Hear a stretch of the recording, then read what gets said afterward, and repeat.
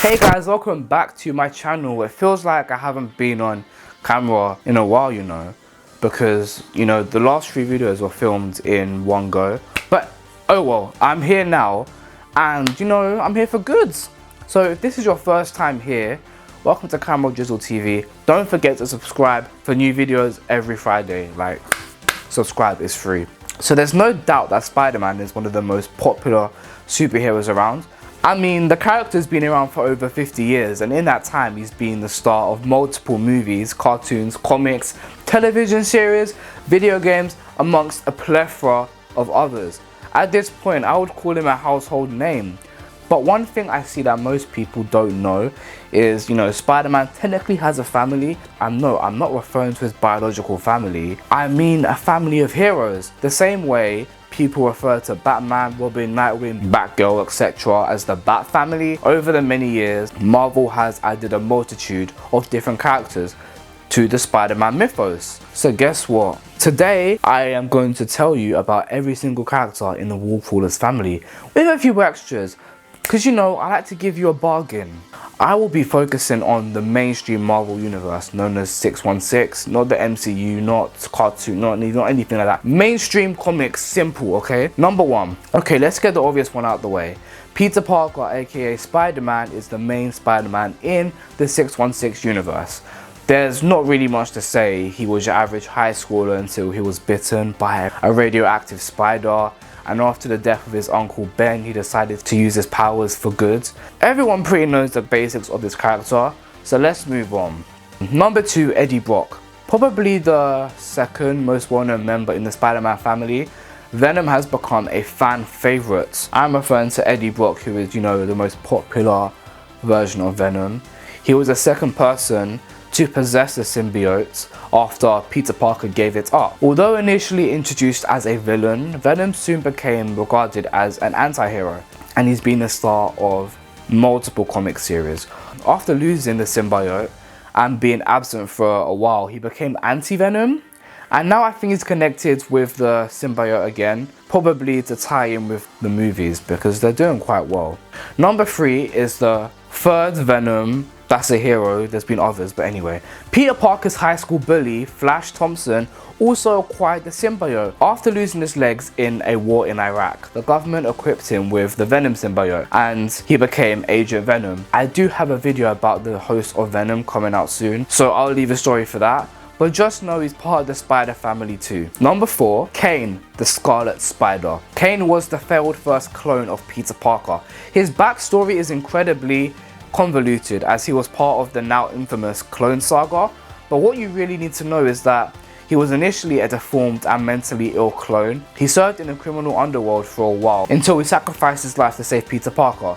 He was later resurrected and he became the second Scarlet Spider. Unlike the other mainstream clone, Ben Reilly, Kane was more brutal and edgy than Peter Parker. He has all of the same powers as Spider-Man, as well as the ability to telepathically talk to spiders. He has retractable claws, and he can even transform into a mutant spider. Number 5, Ben Reilly, the first Scarlet Spider. Reilly was one of the successful clones created by the supervillain Jackal. He was also involved in the clone saga. He actually met Spider-Man back in the 1970s, right after Gwen Stacy's death. He is a near-perfect clone of Peter Parker and has all of his memories. When Peter and Mary Jane moves away to have their baby, Reilly became the new Spider-Man. He proved effective for a while, and he even beat Superboy in battle during a crossover event with DC Comics. When Peter Parker returned to take on the role as Spider-Man, Ben became the first Scarlet Spider. I'm just gonna be honest, this right here is my favorite superhero costume of all time. Nothing comes close. I just really love the whole makeshift aspect to it, with the ripped up hoodie and the visible web shooters. I love the second costume too, mainly because someone else uses it down the line. Keep watching to find out. Number 6, Otto Octavius. Yes, one of the Wallcrawlers' greatest enemies took on the mantle of Spider-Man. This occurred when a dying Dr. Octopus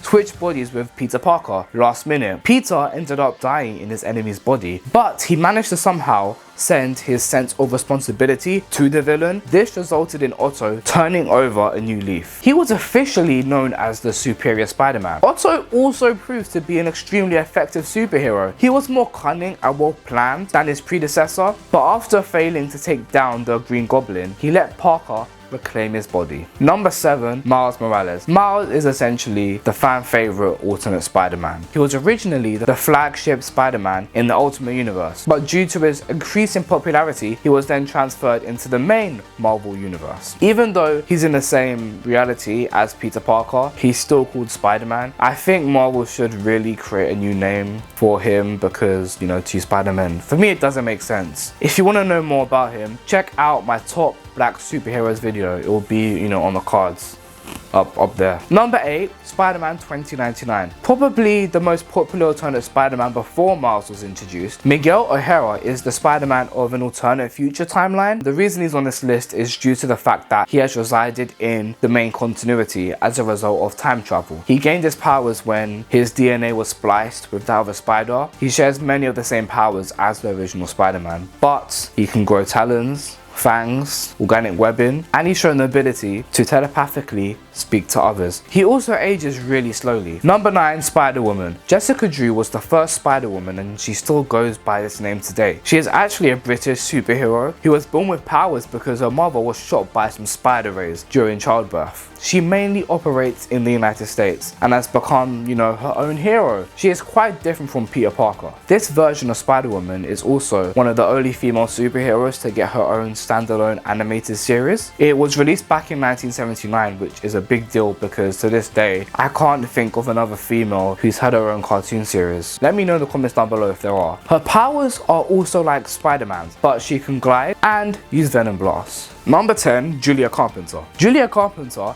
is the second Spider-Woman, and she's also gone by the alter ego Arachne. She gained her powers during the Secret Wars event, where she was subjected to many experiments, which involved her getting injected with spider and plant venom. This gifted her powers very similar to Spider-Man's. She served as a hero for a number of years until Madame Web transferred her telepathic powers to her. This resulted in Jessica becoming the new Madame Web, and she served as a supporting character rather than a hero. Number 11, Mattie Franklin. Mattie was the third Spider-Woman. She was introduced as J. Jonah Jameson's niece. Mattie was involved in the Gathering of 5 ritual. This endowed her with superhuman abilities. She technically started out her career as Spider-Man because Peter was absent during this period, and after he returned, she became the Spider-Woman. This era was really confusing because at this time there were actually 3 people who went by the name Spider-Woman. She patrolled as a hero for a number of years until eventually fall into the Kravinoff family. She has since been resurrected. She has all of Spider-Man's powers as well as these psychic spider legs. Number 12, Anya Corazon. She is the only known Spider-Girl in the mainstream 616 universe. She was originally given her powers by a member of the Spider Society when she was at a near-death situation. Her powers were very similar to all of those in the Spider-Man family, but she could also grow this exoskeleton. She went around doing her own thing for a number of years, and she even developed a mother-daughter relationship with the first Captain Marvel, Carol Danvers. She lost her powers for a while, and after the Spider Island event, she was granted spider-like abilities again. She was also gifted her most recent costume by the second Spider-Woman, Julia Carpenter. That's why they kind of look similar. I have to say, I love her first costume. It's probably my second favorite Spider-Man costume, or Spider family costume. 13, Madame Web. Madame Web was this blind mutant sidekick who has assisted the Spider-Man family numerous times. After dying to the hands of Anna Kravinoff, she passed on her powers to Julia Carpenter. There's not much to say, to be honest. She just sits on a chair and does psychic stuff. Number 14, Silk. If you want to know more about Silk, check out my top 10 Asian superhero lists. It's up there. But to summarize, Cindy Moon was bitten by the same spider as Peter Parker. They were both in the same place at the same time. She developed the same abilities, but at a higher degree. That's all I'm gonna say. Like I said, watch the video and find out more. 15, Spider-Gwen.